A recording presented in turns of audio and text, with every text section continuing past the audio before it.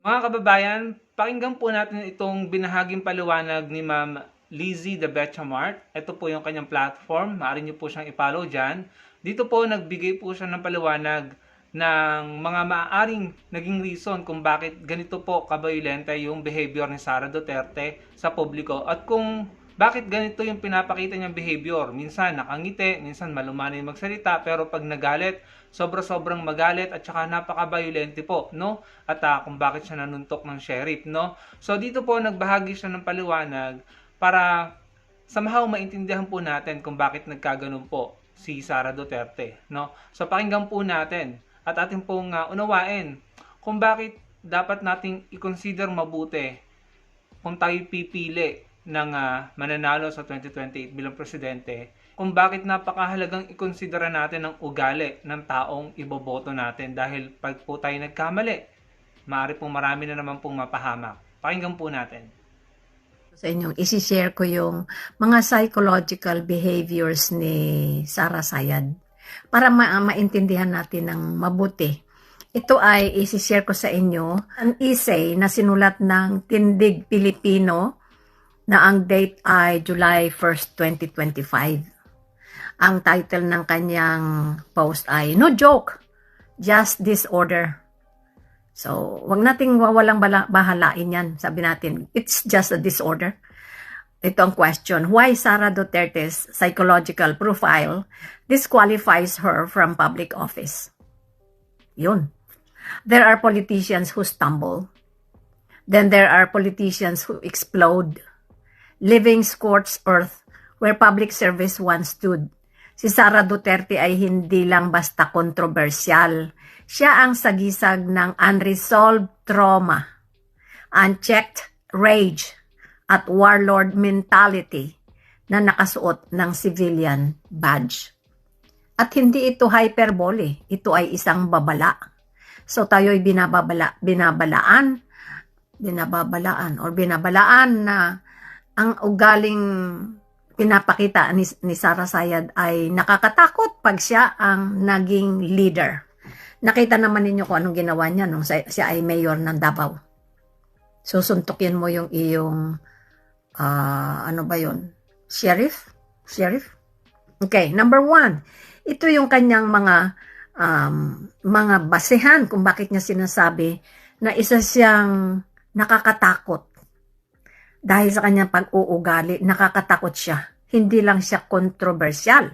Siya ay sagisag ng unresolved trauma. Meron siyang problema. Okay. Number 1, from childhood to crisis, a mind unravels. Si Sara Duterte, aking word ito, kasi English dito, itatagalog ko, susubukan kong itatagalog at saka papasukan ko ng medyo konting explanation. Si Sara Duterte ay lumaki sa isang tahanan na walang nakitang pagmamahalan.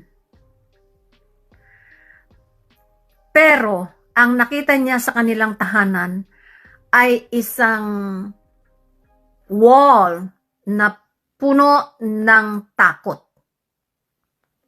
Anak siya ng isang mayor na kilala sa Davao Death Squad. Habang lumalaki siya, ganun ang pagkakakilala niya sa kanyang tatay. Pinalaki siya sa isang environment na kung saan ang violence. Ano bang violence sa Tagalog? Sa kanila, sa tahanan nila, ang violence o kaguluhan ay iyon ang pagmamahal. Violence, kalupitan. Kalupitan ay pagmamahal sa kanila yun. Na ang power ay siyang pinapakita ng mga magulang sa kanya. At ang pagsunod, ang siyang dahilan kung paano siya mabubuhay. Dapat sumunod lang siya. So, tingnan natin, ha? Pinalaki siya sa isang tahanan, sa isang pamilya na walang pagmamahalan. Pero, laging may takot. Kilala ang tatay niya na may Davao Death Squad. Isang mayor na may Davao Death Squad. Alam naman ninyo kung ano ang Davao Death Squad. Pag sinabing patay, patay ka. At pag napatay ka, itatapon ka na lang sa dagat o ililibing ka kung saan sa bundok. Pinalaki siya sa isang environment, sa isang tahanan na ang kaguluhan o kalupitan ay siyang pagmamahal. Kumbaga, malupit pagkatapos yun ang sinasabi ng tatay niya, mahal ko kayo. Kaya dinidisiplina ko kayo. Ganon naman ang ginawa, diba, ng tatay nila nung siya ang naging presidente. Sasabihin niya, mahal niya mga Pilipino. Pero pinalaki niya, nirole niya tayo sa pamamagitan ng takot. Yan. Ito na. Power. Pinakita sa bahay nila na there is power. And that is how I do my parenting. At dapat sumunod kayo ng mga anak. Okay? Aminado si Rodrigo Duterte na sinaktan niya ang kanyang anak. See? At ang mas nakakagulat, nagpapasalamat pa sa kanya si Sarah. Anong klaseng psyche ang nabubuo sa ganitong kapaligiran? Anong klaseng kaisipan? Ano ang mangyayari sa isip ng tao o sa kanyang personalidad kung ganyan ang kapaligiran na kinalakihan niya? Isa itong isipan na puno ng trauma. May baluktot na pangunawa sa katarungan at distorted sense of affection. Iba ang pagtingin niya kung paano magmahal at kung paano mamahalin. Yun, ganun ang kanya, distorted sense of affection. Napuno siya ng trauma sa isip. Lumaki kasi siyang may trauma eh. Ito nga ang tinatawag nating dysfunctional family. Sa psychology, ito ay complex trauma. Pero kapag hinaluan ng antisocial traits, emotional detachments, at narcissistic entitlement, ang kalalabasan ay isang taong mapanganib, mapanlinlang, at walang awa sa kabila ng malumanay na pananalita at matamis na ngiti. In other words, nagkukunyari. Matamis ang ngiti. Pakinggan ninyo, nakikita natin yan sa kanya. Matamis, mabait, pero sa loob niya ay may galit. Kaya nga, yung isang click mo lang ganyan, biglang nagbabago ang temper niya. Okay? Ito ay complex trauma. Tapos, emotional detachment at narcissistic entitlement. Alam naman niyo kung anong yung narcissistic? Yung gusto niyang, ang pinapakita ng mga taong narcissistic, sila ang tama, sila ang humahawak, sila ang may kapangyarihan. Kailangan sumunod kayo. Yan. Pangalawa, na analysis ng kanyang ugali. Ang diagnosis na hindi niya aaminin. Number 1 is antisocial personality traits. Antisocial siya. Defined by a persistent disregard for the rights of others, deceitfulness, pandaraya, pagsisinungaling, panloloko, impulsivity and lack of remorse. Hindi siya nagsisisi sa kanyang ginagawa. Hindi siya nagsisisi kung ano man ang ginawa niya sa iyo. Kay Sarah, ito ay makikita sa pamamagitan ng pagsisinungaling at pag-iwas sa pananagutan. Kaya nga, ganun ang ginawa niya. Patawag siya sa Congress, ay nako, wala kayo sa akin. Ako ang hari dito. Ganun. So, that is antisocial trait. Number 2, paggamit ng kapangyarihan para sa pansariling paghihiganti. Self-explanatory. Next is kawalan ng pagsisisi sa epekto ng kanyang kilos sa publiko. Hindi siya nagsisisi kung ano yung ginawa niya eh. Di ba? Number 2, ito na naman, borderline emotional dysregulation. Marked by intense, unstable emotions, extreme reactions to stress, and a pattern of all or nothing thinking. Intense, unstable emotions. Lagi kong sinasabi yan. Unstable mentality. Extreme reactions to stress. Pagka nagalit, galit talaga. Papatay. Lumitaw ito kay Sarah sa kanyang violent tendencies. Sinaktan ang sheriff ng Davao. Drastic swings from silence to rage. Lagi kong sinasabi ito. Ako, obserbasyon ko lang ito sa mga nakikita ko. Yung bang, kunwari ngayon, mabait siya, mamaya biglang galit. Diba? Tatahimik, tapos biglang, at one instant, ano na siya, kumbaga, galit na. Ano nga may temper siya. May tantrum siya. So, another one is conditional threats. Kill switch mentality. Kapag hindi na niya kontrolado ang sitwasyon. Conditional threat. Nagbabanta. Nagtitreat na siya. Anong ginawa niya, di ba? Alam natin yan. Number 3 is narcissistic injury response. Ito ang extreme and disproportionate reaction to criticism or perceived slights. Sa halip na tanggapin ang puna, si Sarah ay nagre-retaliate, gumaganti sa pamamagitan ng pagiging tahimik or passive aggression. Passive, kunyari, wala lang siya pero bantay ka. Bantay ka, babalikan kita. Ganon siya. Nagpapakalat ng alternative narratives. O, di ba? Kung ano-ano mga sinasabi niya, sisiraan si BBM na walang ginagawa, siya mismo walang ginagawa. Tinatrato ang bawat pagbatikos bilang insulto sa kanyang pagka-Duterte. O ang ginagawa daw sa kanya, kinakalaban siya kesyo Duterte daw siya. Ganon din mga kapatid niya Siyempre parehong kinalakihan nila Sumunod pa, na kanyang ugali is revenge fantasies disguised as loyalty. Paghihiganti. Sasabihin niya na katapatan, loyalty, tapat siya sa bayan. Ito ay psychological defense mechanism kung saan ang paghihiganti ay kinukubli bilang katapatan. Halimbawa, ang kanyang pagsabi na may papatay sa Pangulo kung siya'y mamatay. Hindi ito loyalty kung hindi premeditated revenge. Pag siya'y mamatay, papapatay niya. Ganon. Ginagamit niya ang narrative ng family first o Duterte legacy para bigyang katwiran ang mga makasariling hakbang. Pinagmamalaki niya na isa siyang Duterte na kaya niyang gawin kahit ano ang gusto niyang gawin. Okay. Grandiose delusions of destiny. Belief that one is uniquely chosen or destined for greatness to the point of irrationality. Naniniwala siya na siya talaga ay magiging presidente kagaya ng kanyang ama. Ang paniniwala na destined siya maging pangulo sa 2028. Ang sense of entitlement sa confidential funds. Parang kanya yung pera na yun Walang kayong yung tatanungin sa akin. Para sa akin yan. Ako ang may karapatan. Wag ninyo akong tatanungin sa confidential funds ko. Dahil sa akin yan.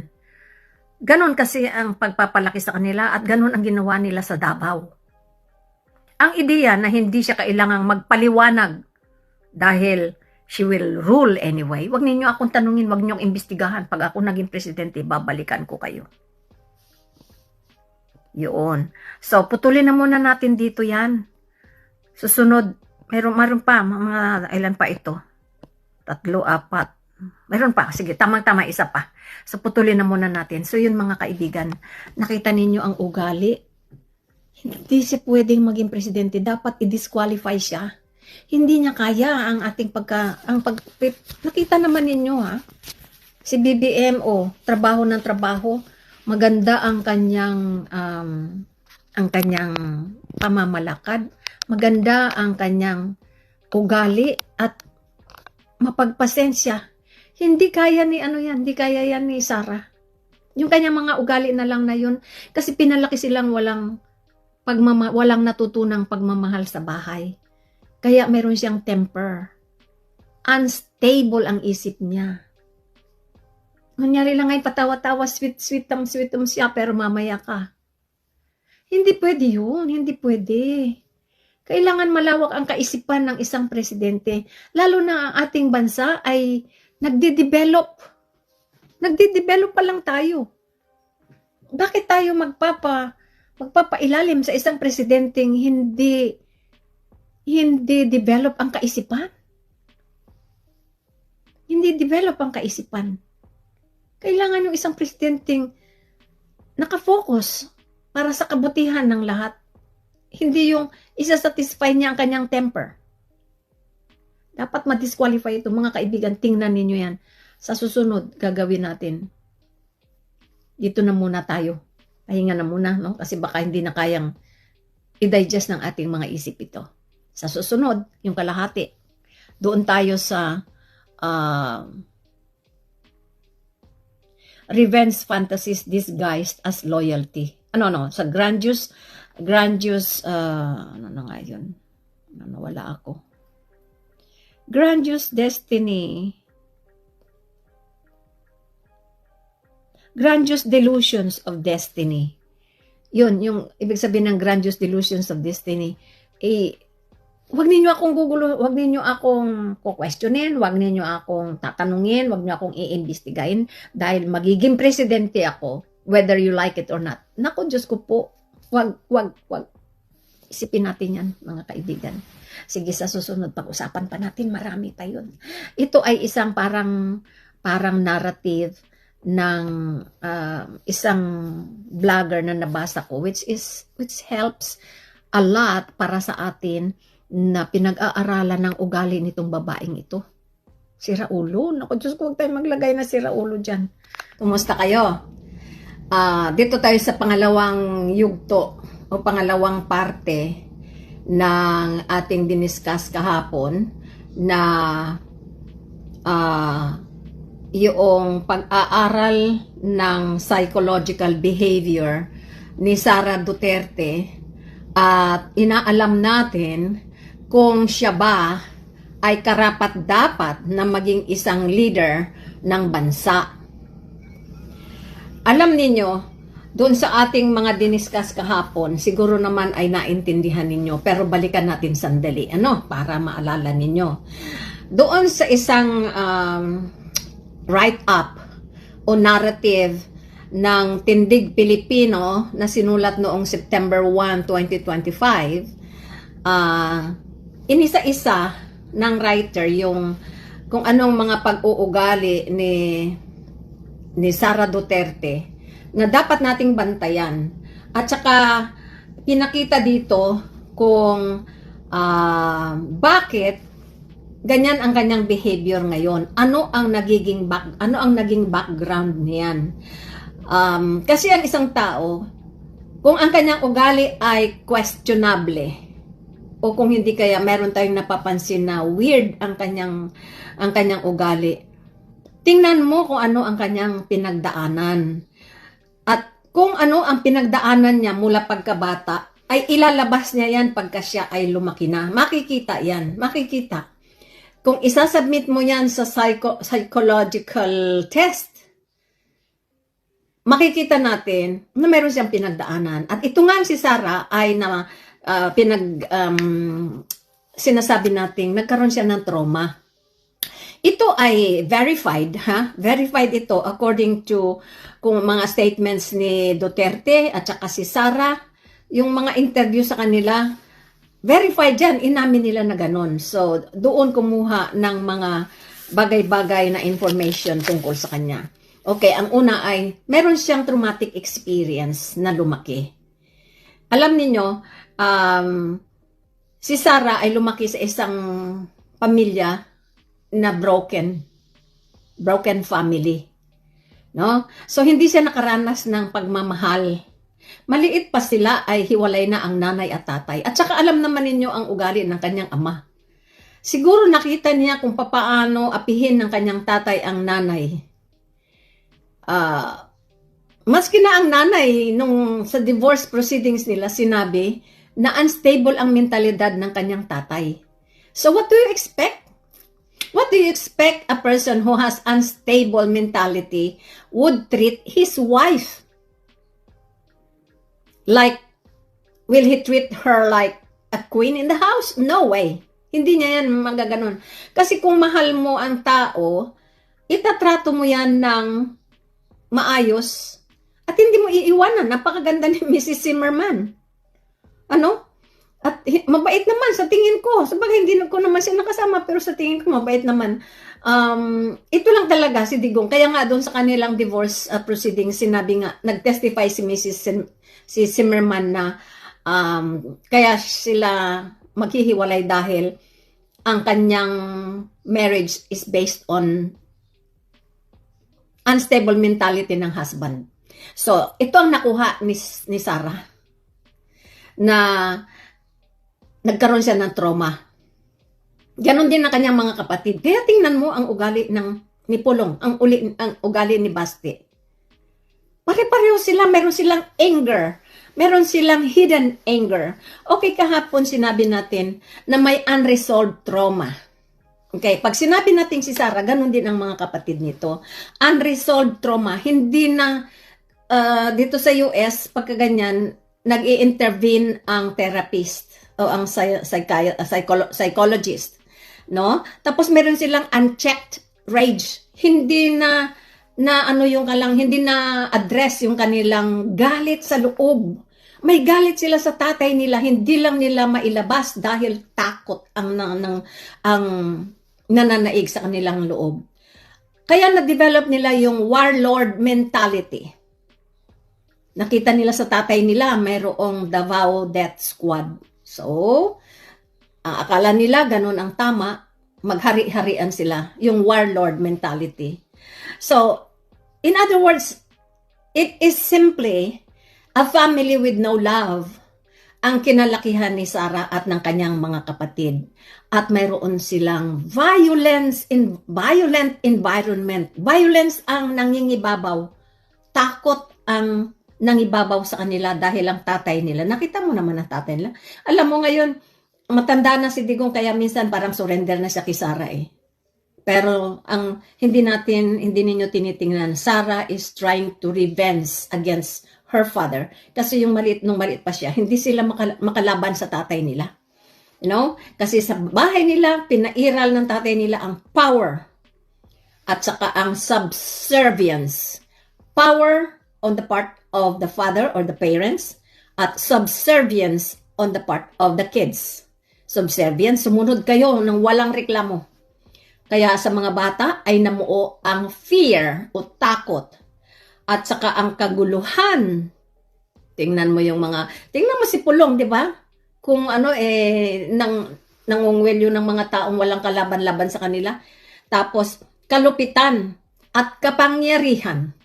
Kaya ang ginawa nila sa Davao, ang feeling nila may kapangyarihan sila. Kahit sino, aatakihin nila o gugulpihin nila dahil walang makakapigil sa kanila dahil may kapangyarihan sila. Yun ang na-develop nila habang sila ay lumalaki. Naiintindihan ba ninyo mga kasama? Nakikita ba ninyo sa kanila yan? Yan. Okay, ituloy natin. Huminto tayo doon sa grandiose delusions of destiny. Itong si Sarah, noong iniimbestiga na siya sa kanyang confidential funds, ay nagtatapang-tapangan pa. 'Di ba? Pagka pinatatawag siya sa kongreso, matapang siya. Ayaw mag-oath. When in fact, pagka nasa kongreso ka, dapat mag-oath ka. No? So, ituloy natin. Grandiose delusions of destiny. Naniniwala siya. Malakas ang paniwala niya dahil sa kanyang unstable mentality. Malakas ang paniniwala niya na makakaganti siya. So, siya ay naniniwala na magiging makapangyarihan siya. Hindi pwede yung ginagawa ninyo sa akin ngayon. Magiging makapangyarihan ka. Magiging makakapangyarihan ako sapagkat ako ay naniniwala na ako ay magiging pangulo sa 2028. Yan. Siya ay mayroong sense of entitlement. So, kaya sa kanyang paniwala na mayroon siyang na ang destiny ay nasa kanya. Inaano niya yung sense of entitlement sa confidential funds ay dapat hindi siya iniimbestigahan. Dahil somebody siya. Yun. Ang ideya na hindi siya kailangang magpaliwanag dahil she will rule anyway. hindi sila dapat magpaliwanag kasi darating ang panahon siya na naman ang nasa Malacanang. Ganon ang kanyang paniniwala. Okay, ang susunod ay ang kill switch confession. Kill, magpapatay. Yung sinabi niya, naalala niyo yung sinabi niyang, no joke, no joke. Yun. Ang pagkonfirma, ang pagko-confirm ni Sara Duterte na may inatasan siyang pumatay sa Pangulo sa unang ginang at Speaker of the House kung siya ay mamamatay ay hindi basta controversial. It is a chilling glimpse into the disturbed inner world of someone who views vengeance as virtue and murder as legacy. Ang sinasabi niya dito, yung pagbabanta na ipapapatay niya si BBM, ang unang ginang at ang speaker, pag siya raw ay mamatay, ay nagpapakita na mayroong siyang disturbed mentality. Sa loob niya, sa kaisipan niya, something is disturbing her na dapat siyang gumanti. Yun. Dapat siyang gumanti. Kaya ipapapatay ko kayo. Hindi pwedeng ako lang ang mamatay. Parang ganun. Bakit? Sinabi ba ni PBBM na mamamatay siya? Napatayin siya? Bakit patay agad ang kanyang nasa isip? Bakit papatay ang kanyang nasa isip at maghihiganti siya? Tapos, ipinangangalandakan niya na kaya niyang pumatay. O, di ba ganun ang tatay niya? O, di ba ganun ang pinakita sa atin ni Duterte nung siya ay presidente? Na huwag kayong magluloko-loko kasi ipapapatay ko kayo. Ang dami ng video. Kaya ngayon ang pag-deny ni Duterte na wala siyang ginawa. Ang dami niyang video na sinasabi, oh, mayor pa lang ako, marami na akong pinapatay. Oh, yang mga yan, inutusan ko yan, mga Davao Death Squad yan. Sa bunganga, nag-uumpisa. Si Sara Duterte, ganon din, sa bunganga din nila nag-uumpisa. Pinag-aaralan na lang ito ng mga eksperto sa pag-aaral ng ugali ng isang tao, ang kanilang mga sinabi na lumabas sa kanilang mga bibig. Kanila yan, sa kanila. Kasi meron silang disturbed in the inner personality ng tao. Merong gumugulo sa isip nila na yung kanilang kinalakihan. Ganon, papatay, gaganti. Ito ay hindi isang metaphor. Hindi lang ito pa salita na pa ano-ano. Ito ay isang katotohanan na kung papatay, papatay. Yan ang sinasabi ko sa inyo, mga kaibigan. Anong klaseng vice presidente ang gumagawa ng ganitong plano na parang mafia? Alam niyo yung istorya ng mafia, screenplay sa pelikula. Isa lang, yung nabubuhay pa rin sa anino ng Davao at walang karapatang lumapit sa Malacanang. Very good. Isang tao na nabubuhay pa rin sa anino ng Davao, kung ano yung ginagawa nila sa Davao, yun ang kanilang iniisip na gagawin pag sila ay nakapasok sa Malacanang. Ganon ang ginawa ng tatay, di ba? O di ba? Kung ano yung style niya sa Davao, yun ang ginawa niya nung siya ay naging presidente na. Mga kaibigan, isipin natin ito. Ito ngayon ang parang summary na. Isang pambansang peligro sa anyong makatao. Pambansang peligro, this is danger. National danger na umaaktong makatao siya pero may danger siyang dala. Sa likod ng mga stage photos ng mga misteryosong ngiti at pag-absent sa mga budget hearings, naroon ang katotohanan. Sara Duterte is psychologically unwell. She is psychologically unwell. Emotionally unstable, sinasabi ko palagi yan, and constitutionally dangerous. Siya'y umiiwas sa pananagutan gamit ang katahimikan. Ginagamit ang disinformation bilang sandata. O diba, nagdi-disinform sila. Kung ano-ano pinagsasabi nila kay Bongbong, malakas, magaling sila. Propaganda nila yan, disinformation.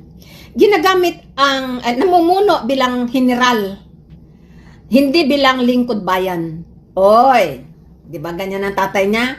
Namumuno siya bilang isang dictator, hindi isang lingkod bayan. Kasi ang isang public office is a public trust and he is a public servant. Wala sa kanila yon. Sila, pag naging presidente, ang feeling nila, mga general sila ng militar. Pinatatakbo ang opisina sa pamamagitan ng paranoia. Yung kung ano-ano yung mga hindi ng prinsipyo. Paranoia, yung kung ano yung gumugulo sa isip nila, kung ano yung nakikita nila na hindi naman totoo, kung ano yung naiisip nila na hindi naman totoo. Yun ang kanilang pinananaig. Ganon si Sarah. Kung ano yung naisip niya, may gumugulo sa isip niya, ako inaapi nila, gagantihan ko sila. Hindi pwede yan, dahil ganon, gagantihan ko sila. Hindi pwede yung ginagawa mo, kailangan bugbugin ka. Hindi pwede yung ganyan, kailangan patayin ka. Ganon yan. Ito ba ang leader, sabi dito? O isang ticking time bomb para sa ating gobyerno? Leader ba yan o time bomb? Huwag nating kalimutan, ang 612.5 million na confidential funds naglaho ng parang bula.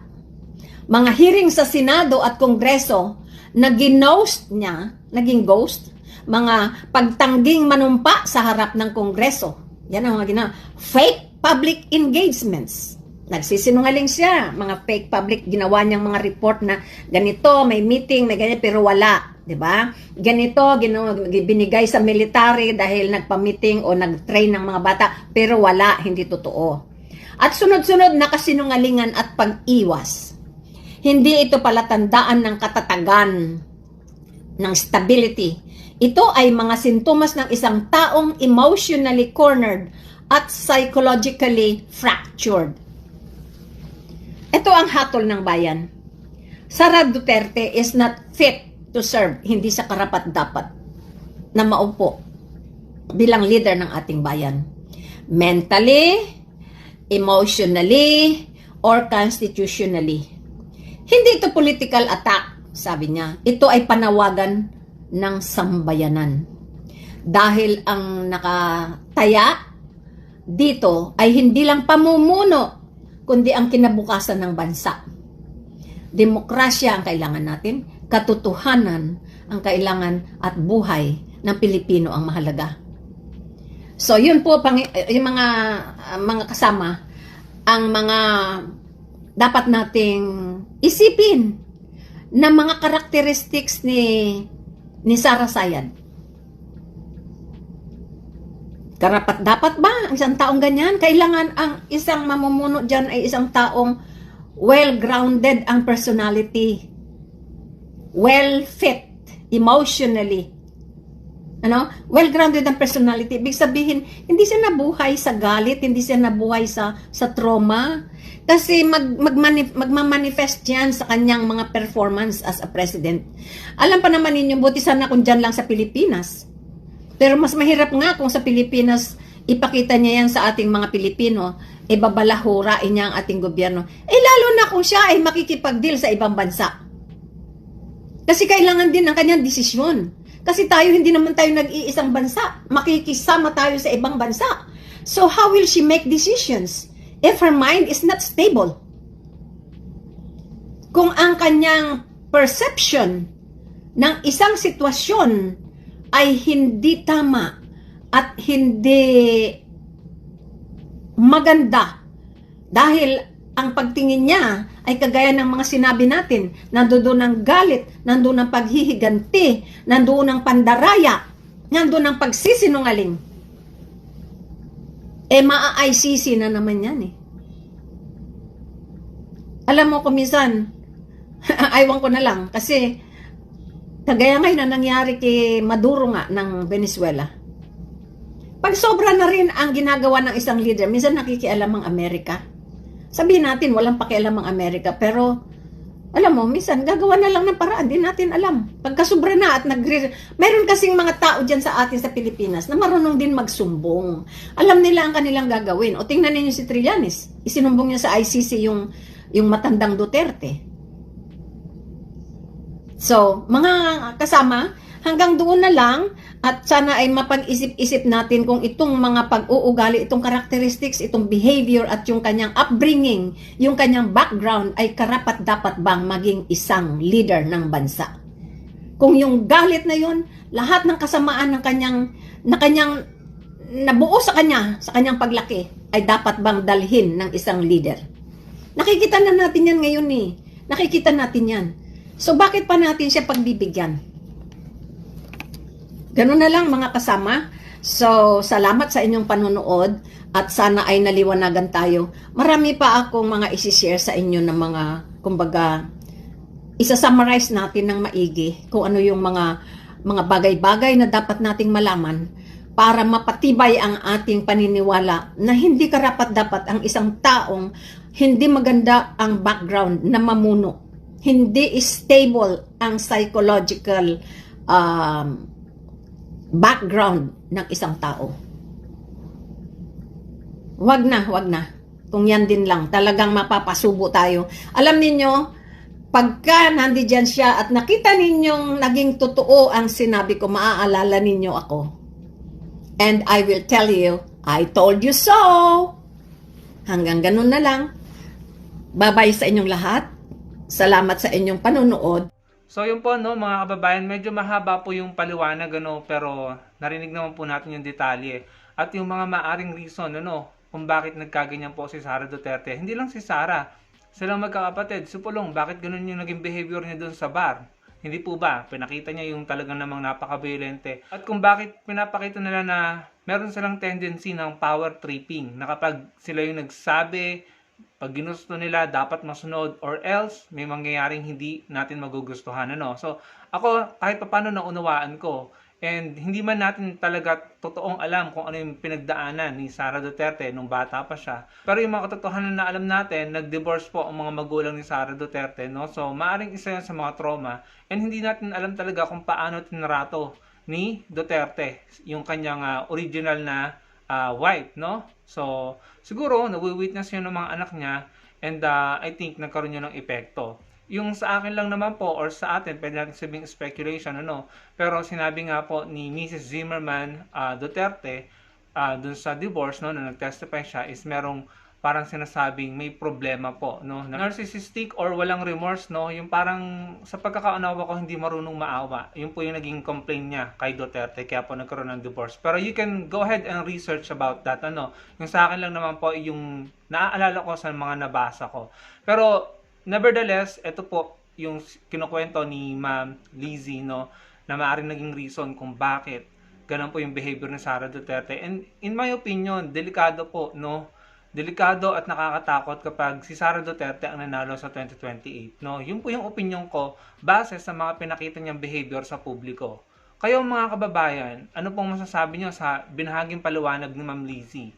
Kayo po ba ay matatanggap niyo po ba, magagawa niyo po bang magluklok ng kandidato or magiging presidente na may ganyang uri ng behavior na may tendency na maging violente and may thinking na kagaya na lamang nung pakikipagkontrata niya sa isang assassin para alam niyo na yung pinapatrabaho niya sila PBBM, si FL at saka si dating Speaker Martin. So, although sinasabi niya conditional yon, pero bakit ka magre-resort sa ganun, Bakit hindi mo daanin sa tama at legal na paraan, So, I don't know about you, pero para po sa akin, nakakatakot yung ganyang tao na may behavior or tendency na maging violente talaga. Hindi natin alam kung anong iniisip, So, para po sa akin, nakakatakot at delikado na humawak ng isang bansa ang ganyang uri ng tao na may ganyang uri ng behavior. Kayo po, ano pong masasabi nyo sa video natin? Ilagay nyo lang po sa comment section. At magkita-kita po tayo sa susunod kong video. Salamat po.